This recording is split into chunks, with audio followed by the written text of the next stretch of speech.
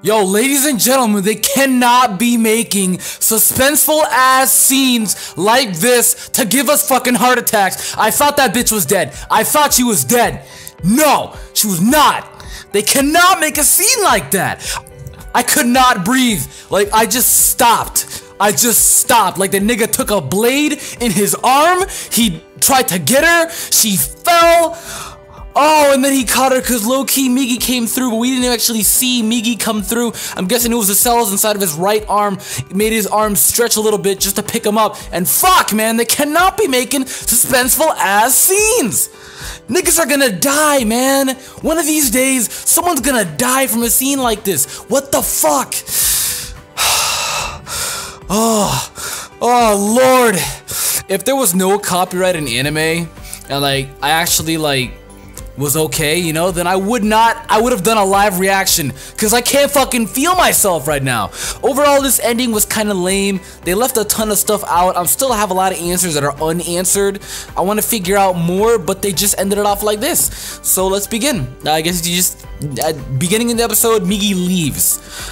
He's pretending he's gonna play it off like he's a lucid dream, and that he just wants to leave and everything. And since we saw all the deaths that went through Shinichi's life, I'm guessing that Shinichi probably went to, in quote-unquote, the afterlife, you know, and just gave out his life, you know, just stopped taking energy from Shinichi's body and just gave out his life and went to the afterlife. He saw those dead people and how he perceived them, but I mean, all those dead people, it's pretty much just his mom, not everybody else is dead. There was that annoying bitch, she was dead, but who the fuck gives a shit about her, but, yeah, I'm guessing Migi just maybe moved on. I don't know. He moved on. He said that he wants to go test out some new things, you know, maybe go figure out more knowledge that he's now gained, and he just separated. It was weird. They didn't really go too in depth with that. I kind of wish that they would, but they didn't. And I really wish that they would, but they did not. So that's one thing that kind of bothered me that they left out. As well as Shinichi and Murano, they're now 100% legitimately coupled now. After sex, you know, you can't just like have a crush on someone for a long time and then fuck them and then not a relationship. I mean, shit, that's just no strings attached. That's a wrong thing to do. And of course, he liked her a lot. She liked him a lot. And he changed his hair. I guess that's just how much calm he is now. Because that hair was badass hair, you know? Now he's not a badass. He's just stronger than the average human now, you know? But yeah, pretty much what, you know, just occurred. They're now a couple. They were dating and everything.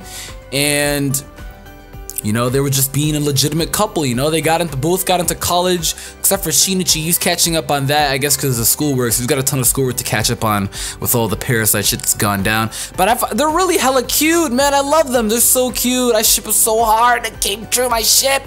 But like, it was, you know, destined to sail, you know? It was destined to sail. But what was weird to me is that, you know, the killer, I completely forgot about the killer, the mass murderer. Forgot about him, you know, the serial killer. Forgot about him. He comes back and he ends up stalking Shinichi, and he ends up grabbing Murano and keeps her hostage just to find answers out of Shinichi, because he wants Shinichi to say that Shinichi is a parasite, because he does not believe that Shinichi is a normal human being. He believes that Shinichi is half human, half parasite, and I couldn't agree more. That's the best way to explain him, which is why he's very similar to Kaneki Ken, who's half ghoul and half human. So it's weird, you know? So usually the mixed breeds that can really blend in the most, but apparently there's this one guy that I could notice, and there was one guy that could notice and everything, and just, yeah, he just was being such a dick and everything. He came back, he grabs Murano, and he's like, got her in the chokehold, the knife on her neck, and I'm like, oh my god, I knew this bitch would die the moment I saw her in like episode 1.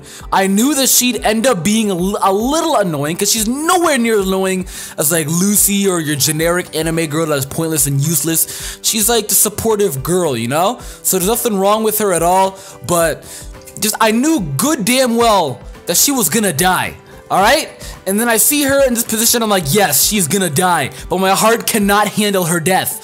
So Shinichi just ends up saying, fuck it, I'm gonna go after this nigga, I'm gonna just run after him, I'm gonna just see what I can do. I know for a fact that I am faster, I can just go up to him. I don't know why he didn't do that before instead of giving him answers, but I guess you need to be pushed to the limit in order to do that, you know? Woo! My heart could not do it though, my heart could not do it. He ran up to this nigga, but before all of that, he pretty much kinda said that he's a parasite. That guy's like, yeah, he should have markings around him. You've seen him before, you're his girlfriend, he should have markings around him. That's where the monster burrowed itself inside of him. which it did. Which it did and it didn't. It did to heal him, but it really burned itself inside the veins of his right arm. If you want to be technical there first, if you want to, but, it's the same thing, he pretty much went inside of him to heal him, So, since the cells went all the way around him, he's pretty much classified as half human, half parasite. And since parasites are kind of like, I don't know, they're weird, this human could tell that Shinichi was a parasite. But not other parasites can tell that Shinichi is a parasite because of the fact that he no longer has that sensor that goes off saying, hey, I'm a parasite, I'm around you, I'm close, He doesn't have that anymore. That extinct bloodlust, he does not have that anymore. So, I don't know why Shinichi didn't just run up to this nigga before and just do what he did, but he did not. Apparently, he wanted to drag out the conversation. I'm like, my nigga, your girl is right there. She's about to die. They're getting closer to the edge. That's what was bothering me. He kept backing up, and then he threw her back, and I'm like, nigga, knock him out and go get her now. But he took the blade in his left arm. I'm like, damn, and then socked him in the face and fucked up his face. I'm talking about some Naruto Nagato pain shit. Ooh, Lord, his face was rippled tidal waves. Oh my god. Woo! And I thought that Murano was gonna die. He grabbed her and he missed. She kept falling. I was screaming. I was holding my heart too. I was screaming, but she ended up living. Kiss Migi. Last minute. We didn't really see Migi stretch. I wish I had seen his right arm stretch out. I wanted to see that. That's what bothered me. And I wanted to see I wanted to see the whole situation, the whole scene of him saving Murano. Because he reached out his arm and he screamed as she was falling down. And she was pretty far away from his right arm. So I wanted to see the scene where, his arm was stretched out, which I'm guessing it did. But just, I don't know. I just wanted to see that, but I didn't see that. It's unfortunate. That's another thing that bothered me. They left a ton of stuff out, a ton of unanswered questions. That's it. The show's done. Like, there's no continuation, there's no season 2, there's no OVA. It's just done. Maybe they might make a OVA about their college life. Shit, I doubt they will, but that's probably the only thing that they would do if they were to ever do anything again with Parasyte. Otherwise, the live action movie, that's it. They milked it. There's nothing else to do. But this is easily one of the greatest animes that I've seen, and I gotta say though that my personal opinion, is one of the greatest animes that could have come out from 2014. So that is flames. That's gonna be it though for this review. If you guys think the video, thumbs up mean a lot to me. Tell me how you felt about the ending of this anime overall in general.